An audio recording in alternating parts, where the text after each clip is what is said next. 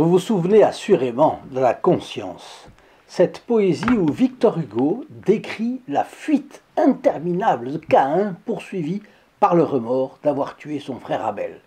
Pour se cacher de l'œil de sa conscience, qui le suit partout, il finit par construire avec sa tribu une ville aux murs de granit et de bronze sur laquelle on a gravé « Défense à Dieu d'entrer ». Mais l'œil de sa mauvaise conscience est toujours là, une fosse profonde est donc creusée où il se fait finalement enterrer. Et la poésie se termine par l'alexandrin fameux « L'œil était dans la tombe et regardez Caïn ». On ne se cache pas de Dieu. Nous allons voir qu'on ne se cache pas non plus du Padre Pio. Cher ami fidèle du Padre Pio, bonjour. Aujourd'hui, la confession d'un Caïn. Avez-vous pensé ce que peut être la confession d'un criminel? Mieux vaut ne pas l'imaginer, peut-être, me direz-vous. En prison, il y a des confessions, puisqu'il y a des aumôniers de prison. La grâce va où elle veut, et il y a de belles confessions dans les prisons. Mais dans un confessionnal que vous auriez fréquenté, il y a plus de joie dans le ciel pour un pécheur qui se convertit vraiment que pour 99 justes qui restent justes. On doit donc souhaiter que les criminels aillent dans les files de confession. Mais même devant ou derrière nous, qui sait, quand nous nous confessons. D'où une autre question, croyons-nous que les péchés mortels des autres soient plus graves que nos péchés mortels à nous? Nous ne serions pas très loin de le croire, parce que le diable étant chef pour diminuer l'importance de nos fautes à nos yeux, nous pouvons toujours penser que nous sommes meilleurs que les autres, et ce n'est pas vrai. Pourtant, nos péchés sont la cause de la passion du Christ. Vu sous cet angle, nous avons tous mérité les galères. Comment le Padre Pio faisait-il pour confesser des personnes qui omettaient leurs crimes en confession? Eh bien, voyons une de ces méthodes qui n'a peut-être pas d'équivalent dans l'histoire. À la fin de la vidéo, je vous laisserai une prière pour avoir une bonne confession. Un homme dont la conscience ne le laissait pas tranquille se présente un jour au confessionnal du Padre Pio dans l'espoir de retrouver la paix de son âme. Mais il pense qu'une confession faite en avouant tout, sauf le plus grave, lui vaudra ce qu'il cherche. En fait, sa mauvaise conscience le trompe et il cache au confesseur son pire péché mortel, pensant qu'il en sera quitte avec la justice de Dieu, que la confession sera valide.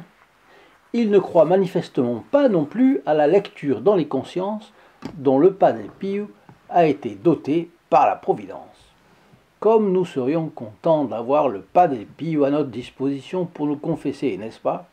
Quel bonheur! Vous imaginez les conseils du Padre Pio? Quelle grâce! D'ailleurs, avant que je ne l'oublie, vous pouvez avoir très facilement accès justement à des conseils du Padre Pio, grâce aux prières qu'il a écrites. Je vous rappelle ces deux documents. Le livret de prière du Padre Pio et sa belle photo que voici. Vous pouvez les recevoir gratuitement dans votre boîte aux lettres, car pour vous, ils sont gratuits. La seule condition d'éligibilité pour cela est que vous ne les ayez pas déjà reçus, car nous sommes très justes sur le plan financier, vous le savez, et que les impressions coûtent horriblement cher. Donc nous en avons un stock pour ceux qui nous les demandent et qui ne les ont pas encore reçus. Quand tous ceux-ci auront été satisfaits, nous penserons à vous en proposer un deuxième exemplaire. Ne vous inquiétez pas. Mais soyez gentils de donner la priorité à ceux qui n'en ont pas encore. Merci bien. Je vous donne les coordonnées téléphoniques où passer votre commande gratuite. Donc, pour la France métropolitaine et les DOM-TOM, appelez le 08 05 36 08 47. De lundi à vendredi, de 8h30 à 12h30 et de 13h30 à 19h.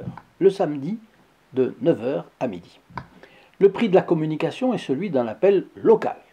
Et pour nos amis canadiens, eh bien, composez le 1 844 398 83 67. Notre soi-disant pénitent, il n'est pas vraiment pénitent en fait, entreprend donc de confesser les fautes de sa vie, mais malgré toute la bonne volonté qu'il met par ailleurs, il ne trouve pas le courage de déclarer son péché le plus terrible. Et qu'est-ce que c'est? Le meurtre qu'il a commis. Eh oui, un jour, il a assassiné quelqu'un. Il garde donc le silence. Et le Padre Pio aussi. Ils savent tous les deux quel est ce bloc d'iniquité qui pèse dans ce confessionnal sans pouvoir être dissous par le sacrement de pénitence puisqu'il n'a pas été avoué. Le péché est hideux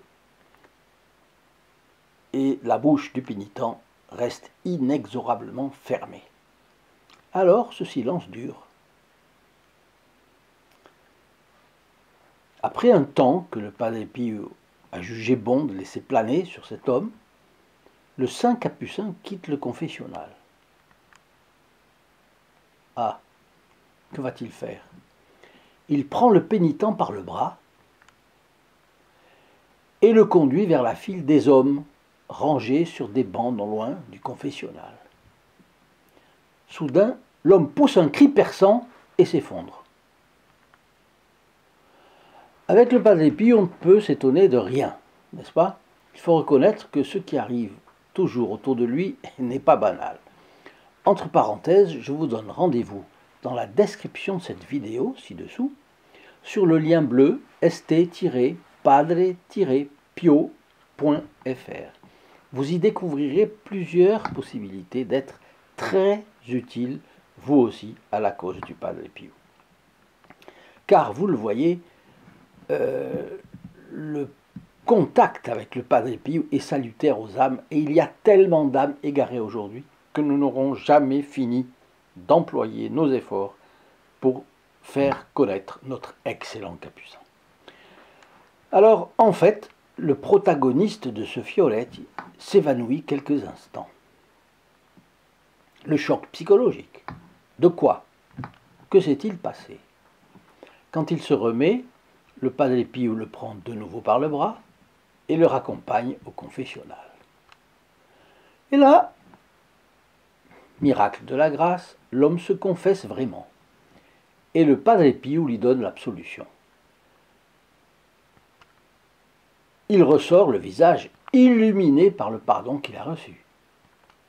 Et il va déclarer à tous ceux qui veulent l'entendre ce qui s'est passé. Et qu'est-ce qui s'est passé? Le Padre Pio lui a obtenu la grâce de voir l'homme qu'il avait assassiné assis sur un des bancs de confession. Cette vision lui a fait remonter à la conscience l'horreur de son crime, de sorte qu'il a eu le courage de se repentir et de confesser son péché. N'est-ce pas une vraiment belle histoire, ça? Alors, c'est tiré d'un livre, Saint Pio de Pietrelcina, le plus grand thaumaturge du XXe siècle, du père Karl Wagner. Et maintenant, je vous donne la prière que je vous ai promise. C'est une prière pour le renouvellement des bonnes intentions après la confession. Elle est extraite du manuel de dévotion des sœurs franciscaines, Sursum Corda. Mon doux Jésus, quelle gratitude je vous dois. Si je vous ai perdu tant de fois jusqu'à aujourd'hui, ô mon Dieu, je ne veux pas vous perdre encore dans l'avenir. Je suis sincèrement résolu à changer ma vie.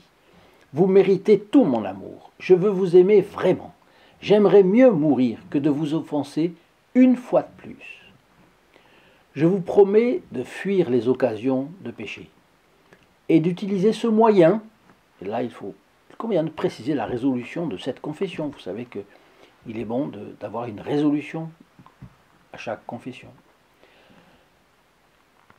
Donc, je promets de fuir les occasions de péché et d'utiliser ce moyen afin de ne pas retomber dans le péché. Mais mon Dieu, mon adorable Jésus, vous connaissez ma faiblesse. Accordez-moi la grâce d'être fidèle jusqu'à la mort et d'avoir recours à vous dans la tentation, ainsi soit-il. Chers amis fidèles du Padre Pio, à très bientôt, au revoir. In nome del Padre, del Figliolo e dello Spirito Santo, e così sia. Sia lodato Gesù e Maria, e